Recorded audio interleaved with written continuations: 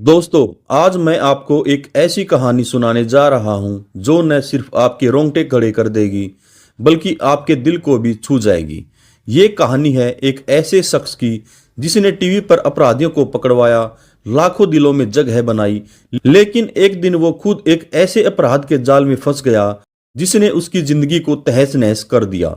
ये कहानी है सुहेब इलियासी की, इंडियाज मोस्ट वांटेड के चमकते सितारे की, जिस पर अपनी ही पत्नी अंजू इलियासी की हत्या का इल्जाम लगा। क्या सुहेब सचमुच एक हत्यारा था या फिर वो एक साजिश का शिकार हुआ? क्या ये कहानी प्यार, विश्वासघात और बदले की है या फिर एक ऐसी सच्चाई की जिसे कोई नहीं जान पाया? 10 जनवरी 2000 की उस काली रात को दिल्ली के मयूर विहार में ऐसा क्या हुआ जिसने एक टीवी स्टार को जेल की सलाखों तक पहुंचा दिया? और सबसे बड़ा सवाल, क्या सच सामने आया या आज भी वो रहस्य अनसुलझा है? जो भी हमारे दोस्त चैनल पर नए हैं, प्लीज चैनल को सब्सक्राइब जरूर कर लें और वीडियो के एंड तक जरूर बने रहें। सुहेब इलियासी नाम सुनते ही जहन में आता है एक लंबा चौड़ा आत्मविश्वास से भरा शख्स जिसकी आवाज में जादू था। 8 सितंबर 1966 को दिल्ली में जन्मा सुहेब एक मध्य वर्गीय परिवार से था। उनके पिता जमील इलियासी ऑल इंडिया इमाम संगठन के प्रमुख थे और परिवार में धार्मिक और सामाजिक मूल्यों का गहरा प्रभाव था। सुहेब ने जामिया मिलिया इस्लामिया में पत्रकारिता की पढ़ाई शुरू की और यहीं उनकी जिंदगी में वो मोड़ आया जिसने उनकी पूरी कहानी बदल दी। 1989 की बात है, जामिया के कैंपस में सुहेब की मुलाकात हुई अंजू सिंह से। अंजू एक खूबसूरत, जिंदा दिल और महत्वाकांक्षी लड़की थी। दोनों की नजरें मिली, बातें शुरू हुई और फिर धीरे धीरे दोस्ती प्यार में बदल गई। लेकिन ये प्यार आसान नहीं था। सुहेब एक मुस्लिम परिवार से थे और अंजू एक सिख परिवार से। दोनों के परिवार इस रिश्ते के खिलाफ थे, फिर भी प्यार में डूबे सुहेब और अंजू ने हार नहीं मानी। 1993 में दोनों ने परिवार की मर्जी के खिलाफ एक बड़ा कदम उठाया। वो लंदन चले गए और वहां स्पेशल मैरिज एक्ट के तहत शादी कर ली। अंजू ने अपना नाम बदलकर अफसाना रख लिया ताकि सुहेब के परिवार में उसे स्वीकार किया जाए। लेकिन क्या यह प्यार की जीत थी या एक ऐसी गलती जिसकी कीमत अंजू को अपनी जान देकर चुकानी पड़ी? लंदन में दोनों की जिंदगी सपनों जैसी थी। सुहेब ने पत्रकारिता में करियर शुरू किया और अंजू ने उनका साथ दिया। लेकिन 1994 में जब वह भारत लौटे तो चीजें बदलने लगी।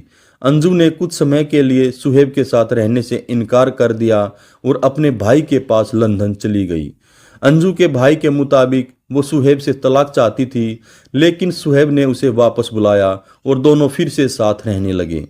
क्या ये प्यार की वापसी थी या एक तूफान से पहले की शांति?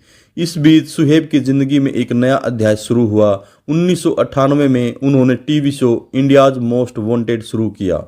ये शो रातों रात हिट हो गया।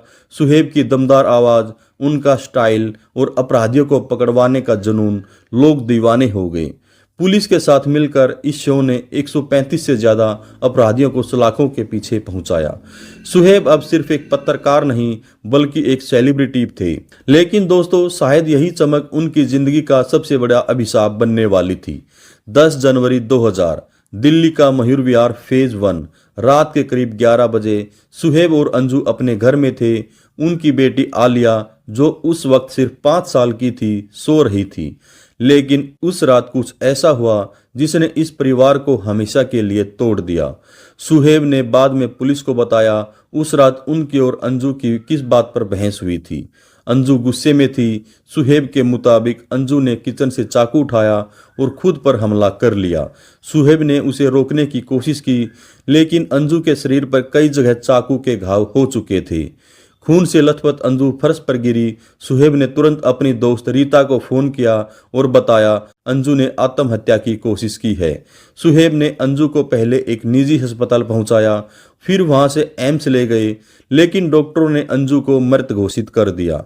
सुहेब ने पुलिस को बताया अंजू ने आत्महत्या की है। लेकिन दोस्तों, क्या यह सच था या फिर ये एक सुनियोजित हत्या को छुपाने की कोशिश की गई थी। अंजू की बहन रसीम सिंह और मां रुकमा सिंह को सुहेब की कहानी पर यकीन नहीं हुआ। रसीम ने पुलिस को अंजू की एक डायरी सौंपी जिसमें अंजू ने सुहेब की प्रताड़ना का जिक्र किया था। डायरी में लिखा था, सुहेब अंजू को ताने मारता था, उसे अपमानित करता था और उनकी शादीशुदा जिंदगी में तनाव बढ़ता जा रहा था। रसीम ने आरोप लगाया कि सुहेब ने अंजू की हत्या की और उसे आत्महत्या का रूप दिया। पुलिस ने जांच शुरू की। शुरुआत में मामला आत्महत्या का लग रहा था, लेकिन अंजू के शरीर पर चाकू के कई घाव और डायरी के सबूतों ने पुलिस का शक गहरा कर दिया। 28 जनवरी 2000 को सुहेब के खिलाफ दहेज उत्पीड़न आईपीसी धारा 498 ए और दहेज हत्या आईपीसी धारा 304 बी का केस दर्ज हुआ। 28 मार्च 2000 को सुहेब को गिरफ्तार कर लिया गया। लेकिन दोस्तों, ये तो सिर्फ शुरुआत थी, असली ड्रामा तो अब शुरू होने वाला था। सुहेब की गिरफ्तारी ने पूरे देश में हलचल मचा दी। एक शख्स जो टीवी पर अपराधियों को पकड़वाता था, अब खुद हत्या के इल्जाम में जेल में था। मीडिया ने इस मामले को सनसनीखेज बना दिया। हर चैनल पर एक ही सवाल था, क्या सुहेब इलियासी ने सचमुच अपनी पत्नी की हत्या की? शुरुआत में सुहेब को जमानत मिल गई क्योंकि अंजू के माता पिता ने उनके खिलाफ कोई सख्त कार्रवाई नहीं की थी। लेकिन अंजू की बहन रसीम ने हार नहीं मानी। वो चाहती थी सुहेब को सजा मिले।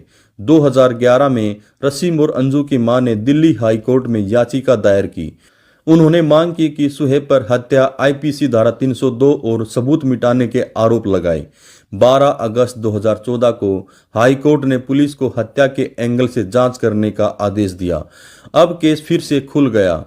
पुलिस ने नए सिरे से सबूत जुटाए और 2017 में मामला कड़कड़डुमा कोर्ट में फिर पहुंचा। 16 दिसंबर 2017 को कोर्ट ने फैसला सुनाया। सुहेब इलियासी को अंजू की हत्या का दोषी करार दिया गया। 20 दिसंबर 2017 को उन्हें आजीवन कारावास और 2 लाख रुपए का जुर्माना सुनाया गया। कोर्ट ने कहा, सुहेब ने हत्या को आत्महत्या का रूप देने की कोशिश की। सरकारी वकील ने फांसी की सजा की मांग की, लेकिन सुहेब के वकील ने कम सजा की अपील की। लेकिन दोस्तों, क्या यह कहानी का अंत था? बिल्कुल नहीं। सुहेब ने हार नहीं मानी। उन्होंने दिल्ली हाई कोर्ट में अपील की और यहीं से कहानी में एक नया ट्विस्ट आया। 5 अक्टूबर 2018 दिल्ली हाई कोर्ट में जस्टिस एस मुरलीधर और विनोद गोयल की बेंच ने सुहेब की अपील सुनी और जो भी फैसला आया उसने सबको हैरान कर दिया। कोर्ट ने कहा कि अभियोजन पक्ष ये साबित नहीं कर पाया कि अंजू की मौत हत्या थी। कई कारण थे, फोरेंसिक सबूतों की कमी, चाकू पर सुहेब के फिंगरप्रिंट नहीं मिले, मेडिकल बोर्ड की असहमति। एक बोर्ड ने हत्या की बात कही, लेकिन दूसरे ने आत्महत्या की संभावना जताई। रसीम के बयानों पर सवाल। कोर्ट ने रसीम के बयानों को पक्षपातपूर्ण माना। सुहेब का व्यवहार। कोर्ट ने कहा, सुहेब का व्यवहार हत्यारे जैसा नहीं था। हाई कोर्ट ने निचली अदालत के फैसले को पलट दिया और सुहेब को आजाद कर दिया। सुहेब ने बाहर आकर कहा, 18 साल तक मैंने उस गुनाह की सजा भुगती जो मैंने किया ही नहीं। अब मैं अपनी बेटी आलिया के साथ वक्त बिताना चाहता हूं। लेकिन दोस्तों, क्या ये सचमुच सुहेब की जीत थी? अंजू की मां रुकमा और दिल्ली पुलिस ने हाई कोर्ट के फैसले को सुप्रीम कोर्ट में चुनौती दी। 8 फरवरी 2019 को सुप्रीम कोर्ट ने अपील स्वीकार की। लेकिन इसके बाद क्या हुआ, ये आज भी एक रहस्य है। इस कहानी में कई सवाल आज भी अनसुलझे हैं। क्या अंजू ने सचमुच आत्महत्या की या सुहेब ने हत्या को छुपाया? अंजू की डायरी में लिखी प्रताड़ना की कहानियां सच थी या रसीम ने अपने निजी हितों के लिए सुहेब को फंसाया? और सबसे बड़ा सवाल, क्या आलिया, जो इस पूरे ड्रामे की सबसे मासूम शिकार थी, को कभी सच पता चलेगा? सुहेब ने 2006 में दूसरी शादी कर ली। वो एक इंटरनेट पोर्टल और मैगजीन चलाते हैं, लेकिन उनकी चमक जो कभी इंडियाज मोस्ट वांटेड की वजह से थी, अब फीकी पड़ चुकी थी। दूसरी तरफ अंजू का परिवार आज भी इंसाफ की लड़ाई लड़ रहा है। इस कहानी में कोई हीरो नहीं, कोई विलेन नहीं, बस एक दुखद सच है जो शायद कभी सामने न आए। दोस्तों, ये थी सुहेब और अंजू की कहानी। एक कहानी जो प्यार से शुरू हुई और खून, साजिश और कोर्ट रूम के ड्रामे में खत्म हुई। लेकिन रुकिए, मैंने कहा था ना कि इस कहानी में एक ट्विस्ट है। सोचिए, अगर अंजू की डायरी में कोई और सच छुपा हो, अगर उस रात कोई तीसरा शख्स उस घर में था जिसके बारे में किसी ने नहीं बताया, या फिर अगर सुहेब और अंजू दोनों ही किसी बड़े रहस्य का हिस्सा थे जिसे दुनिया कभी नहीं जान पाएगी। दोस्तों, इस कहानी ने मुझे भी सोचने पर मजबूर कर दिया। आप क्या सोचते हैं? क्या सुहेब निर्दोष था या वो एक चालाक अपराधी? अपनी राय कमेंट में जरूर बताएं। और हाँ, अगर आपको ये कहानी पसंद आए तो लाइक, शेयर और सब्सक्राइब करना न भूलें। हम आपके लिए ऐसी ही सच्ची और रोमांचक कहानियां लाते रहेंगे। अगली वीडियो मिलते हैं एक और अनसुलझे रहस्य के साथ। अब नमस्कार, धन्यवाद, जय हिंद, जय भारत।